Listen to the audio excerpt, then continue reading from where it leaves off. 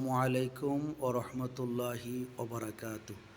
সুপ্রিয় দর্শক শ্রোতা, আজ আমি আপনাদেরকে এমন একটি দর্শনীয় জায়গা সম্পর্কে আপনাদেরকে জানানোর ইচ্ছা রাখি। সেই জায়গাটি হচ্ছে কুমিল্লা জেলার মুরাদনগর উপজেলার বাঙ্গরা থানা বাজার এলাকাধীন দৌলতপুর গ্রামে।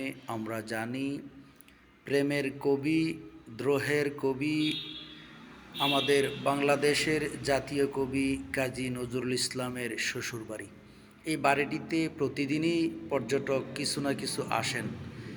কবির স্মৃতি বিজড়িত এই বাড়িটিতে এসে তারা কবির কিছু কোথায় থাকতেন, কিভাবে থাকতেন, কোথায় বিয়ে করেছিলেন, এই সম্পর্কে দেখতে আসেন। তো এমনই একটি বাড়ি, এই পুরনো বাড়িটি বলা যায় যে রাজদরবারের প্রথম ধার যেটা দিয়ে প্রবেশ করছে পর্যটকরা, আপনারা দেখছেন এই হলো প্রবেশদ্বার। ঢুকছে বাড়ির ভিতরে, আস্তে আস্তে তারা এই যে দরজাগুলি দেখছেন প্রায় শতাধিক বছরের পুরনো দরজা, সদর দরজা যাকে বলে। এই বিল্ডিংয়ের বয়স যত, এই দরজার বয়সও ঠিক তত। এই বাড়িটির কারিকার্য দেখলে নান্দনিকই মনে হয়। শতবৎসিয়ান একটি বাড়ি, অনেক আগের। সাধারণত এই ধরনের বাড়ি সচরাচর দেখা যেত না গ্রামগঞ্জে।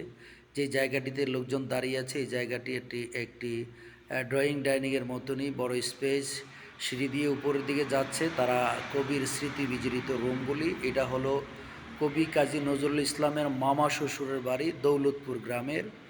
আর যে লোকটা দেখাচ্ছেন কালো গেঞ্জি পরনে রয়েছে, এই লোকটি হলো কবি নজরুলের যে স্ত্রী নার্গিসের ভাইয়ের ছেলে। তিনি ঘুরে ঘুরে পর্যটকদেরকে এই বাড়িটি দেখাচ্ছেন।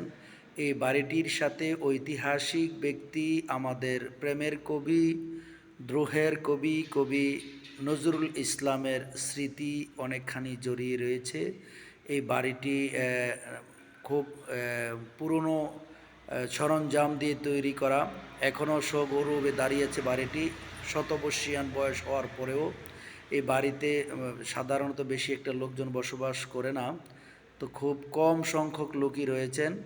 তো কবি স্মৃতির বিজড়িত বাড়িটির ছাদের দিকে নিয়ে যাচ্ছে। ছাদটাও দেখলে মনে হবে যেন একটি আমাদের এলাকার বড় উঠান বা ছোটোখাটো একটি খেলার মাঠ বলে মনে হবে, যা বিকালবেলা এবং জ্যোৎস্নাপর রাতে যদি এই ছাদের উপরে উঠা যায় তাহলে আকাশের দৃশ্য বা এলাকার মনোরম যে দৃশ্য দেখা যায়। কারণ হলো ওই এলাকায় দুইটি বাড়ি রয়েছে, সগৌরবে দাঁড়িয়েছে। একটি হলো জমিদার বাড়ি, আর একটি হলো এই কবি নজরুল ইসলামের মামা শ্বশুরের বাড়ি। এই কালো গেঞ্জিটা দেখছেন, তার তিনি হচ্ছেন কবি নজরুল ইসলামের স্ত্রী নার্গিসের ভাইপো। তিনি এই বাড়িটি